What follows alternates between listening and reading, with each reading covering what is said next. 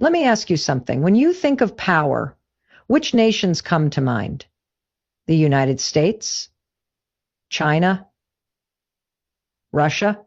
But what if I told you there's another nation, once overlooked, once underestimated, that is now quietly reshaping the entire global order?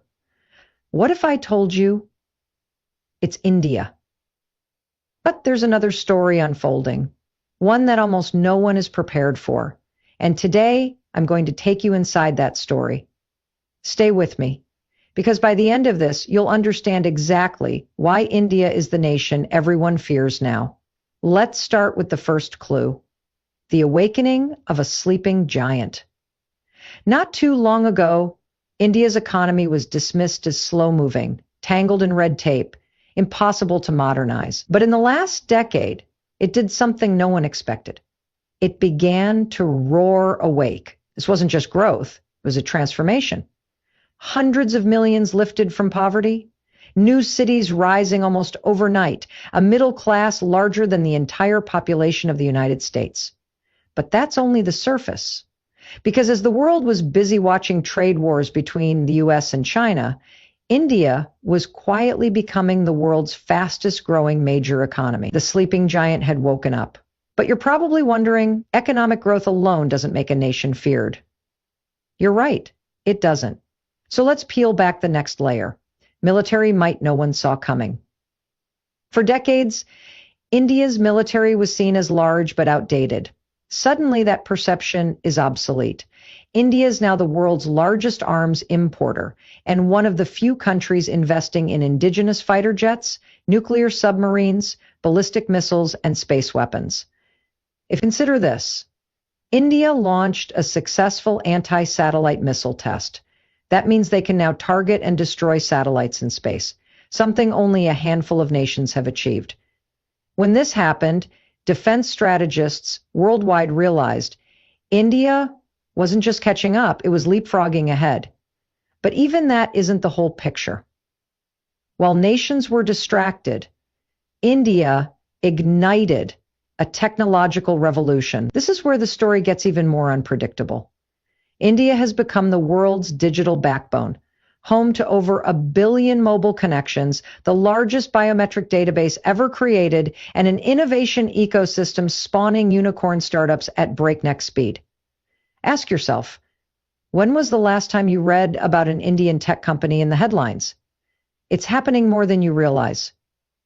From fintech to AI, India isn't following trends, it's setting them. Yet still, this isn't the complete answer to why India inspires fear.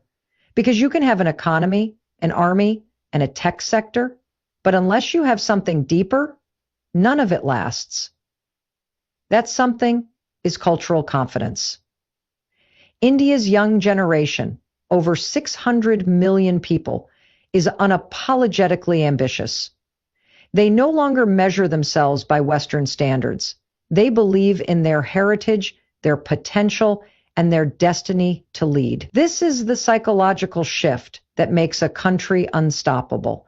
But hold on, because the most strategic piece is yet to come. Strategic diplomacy. India is not aligning itself blindly with any single power bloc. Instead, it is balancing relationships with the US, Russia, Europe, Japan, and even engaging with China when necessary. This diplomatic dance is frustrating traditional powers. You can't pressure India into submission. You can't isolate it. And that is exactly why nations are wary. By now, you may be feeling the pieces clicking together. But there's one final element, the one no analyst can quantify, yet every leader senses it. It is the power everyone underestimated: resilience. India has survived colonialism, partition, wars, poverty, and still it rises.